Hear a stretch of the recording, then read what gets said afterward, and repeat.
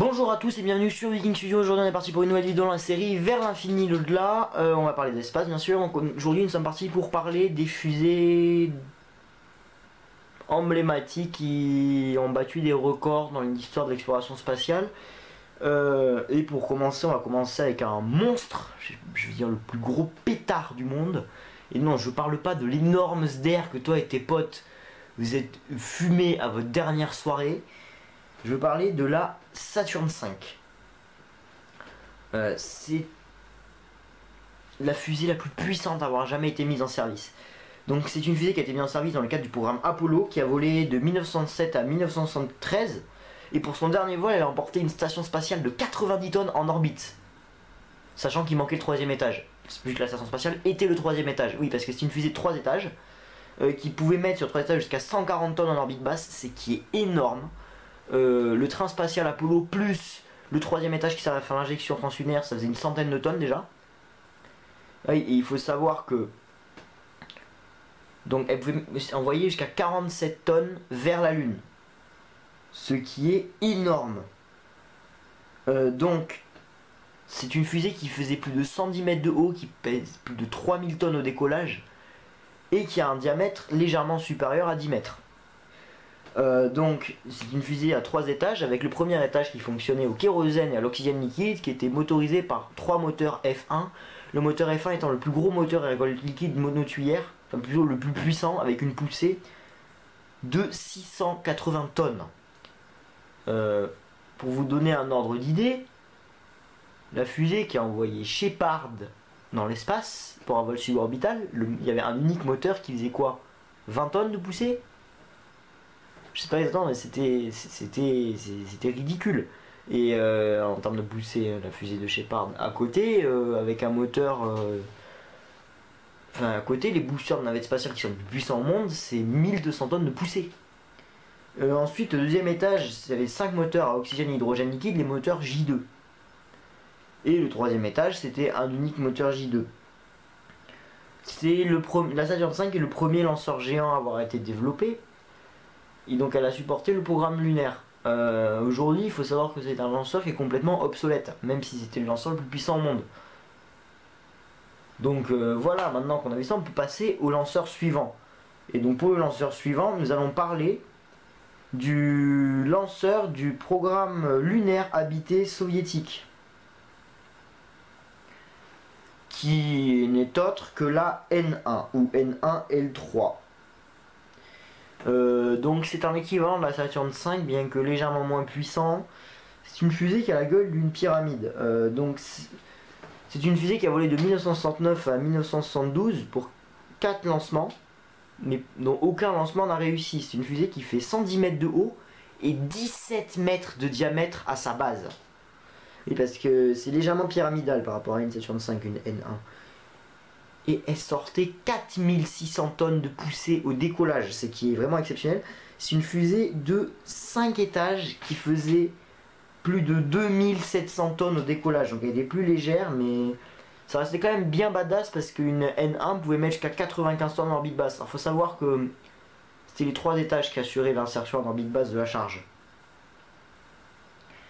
Et donc il faut savoir que tous les étages étaient motorisés à un mélange de kérosène et d'oxygène liquide. C'est un kérosène très particulier qu'on utilise dans ces fusées, c'est le RP1. Ça ressemble beaucoup à du diesel. Donc le premier étage c'était 30 moteurs NK15. Donc il faut savoir que la N1 était la première fusée et pendant longtemps la seule à avoir été motorisée avec des moteurs à cycle fermé. Pour la simple et bonne raison qu'il y avait des risques d'explosion. Et d'ailleurs ça a été prouvé que c'était pas une bonne idée de mettre 30 moteurs de ce genre sur une fusée parce que c'était pas fiable. Donc le premier étage c'était 30 NK15, le deuxième étage c'était 8 NK15 V, c'était une autre version. Le troisième étage c'était 4 NK21, et le quatrième et cinquième étage étaient chacun motorisés par un moteur, donc le quatrième par un NK19 et le cinquième par un RD58. Le NK est là pour Nicolas Kuznetsov, qui est le premier à avoir conçu des moteurs à cycle fermé pour des fusées. Au départ c'était un fabricant de moteurs d'avion. Donc alors il faut savoir, contrairement à la Saturn V qui mettait la charge en orbite sur 2 étages et qui allait de son troisième étage envoyer le train lunaire vers la Lune. La N1, donc les 3 premiers étages assuraient la mise en orbite. Le 4e étage faisait une injection translunaire et le 5e étage servait à freiner le train lunaire. Parce que contrairement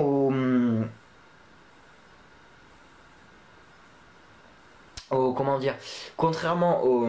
Américains qui avaient réussi à développer des moteurs cryogéniques parce qu'ils avaient une filière de production d'hydrogène, les Soviétiques n'avaient pas cette filière.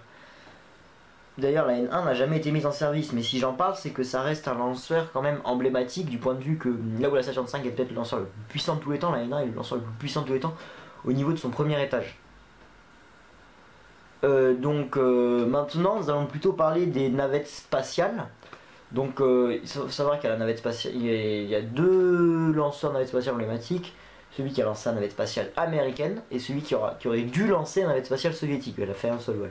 Donc la navette spatiale américaine, aussi appelée STS pour Space Transportation System. Les Américains aiment beaucoup les abréviations. C'est un lanceur habité, et dans les lanceurs habités, c'est sûrement le moins fiable, malheureusement. Mais c'est l'un des plus emblématiques, parce que c'est la première fois qu'on conçoit un véhicule réutilisable pour aller dans l'espace. C'est-à-dire que même les boosters au départ étaient censés être réutilisables, mais l'idée a été rapidement abandonnée, surtout suite à l'accident de Challenger où ils ont définitivement laissé tomber l'idée. Pour des raisons de sécurité. Donc une navette spatiale, la navette spatiale américaine, était composée de plusieurs éléments. Donc 2 boosters, ou Solid Rocket Boosters, donc ou SRB, l'abréviation. Donc c'est 2 fusées à poudre géantes qui font la hauteur d'un navette, qui sortent chacune 1200 tonnes de poussée. Il faut savoir que c'est énorme. C'est les moteurs les plus puissants de tous les temps. Donc il y en a 2 qui sont là pour, en gros, c'est des accélérateurs, c'est le principe d'un accélérateur à poudre. Ça accélère la fusée pour lui permettre d'économiser du carburant. Ensuite, il faut savoir, on a ce qu'on appelle le réservoir central.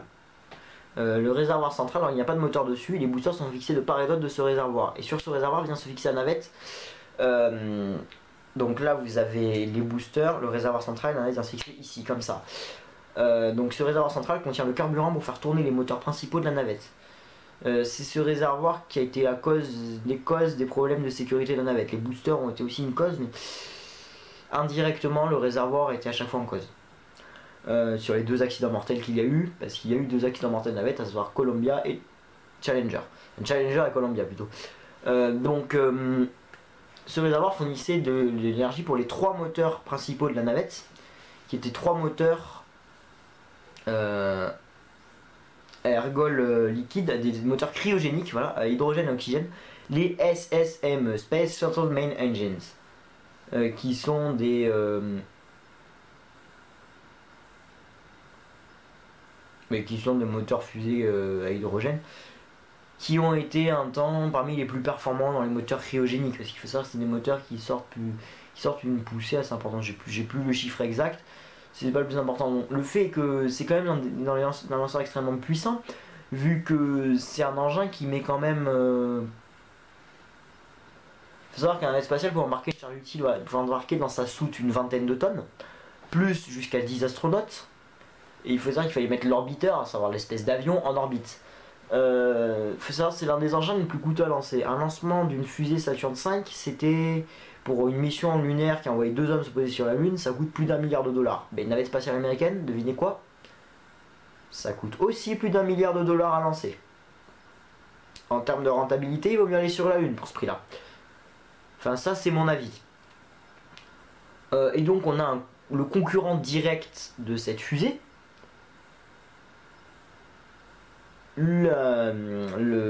L'ensemble Energia Buran.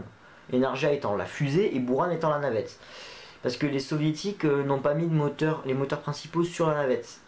C'est l'une des seules différences de conception.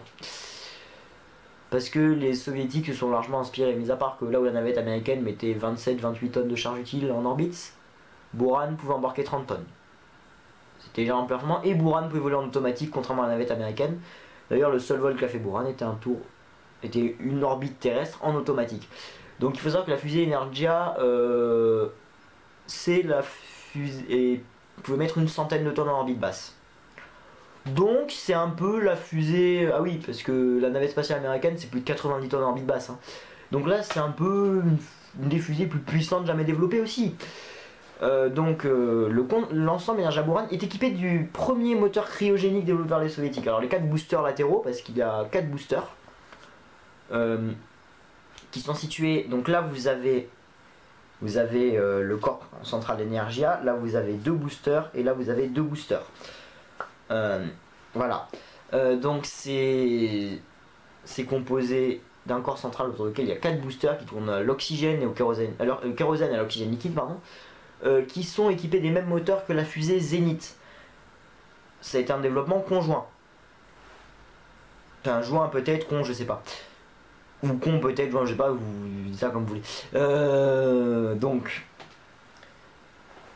ces 4 boosters fournissent l'accélération au décollage. Ensuite, le corps central est équipé d'un moteur cryogénique qui permet d'emmener l'ensemble en orbite et la charge utile est fixée sur le côté de la fusée. Il faut savoir que l'Energia a fait 2 vols. Le premier était censé mettre en orbite une espèce de station spatiale militaire automatique, un truc chelou, concept Polius. Ça n'a pas réussi, par contre le vol d'Energia a réussi. Et donc la navette spatiale était uniquement équipée de moteurs pour... la navette spatiale russe était uniquement équipée de moteurs pour se diriger dans l'espace et d'un bouclier thermique pour la rentrée atmosphérique. Voilà. Malheureusement elle a fait un seul vol, même si au final elle aurait été plus fiable que la navette spatiale américaine, vu qu'il y avait certains problèmes de sécurité qui avaient pu être supprimés.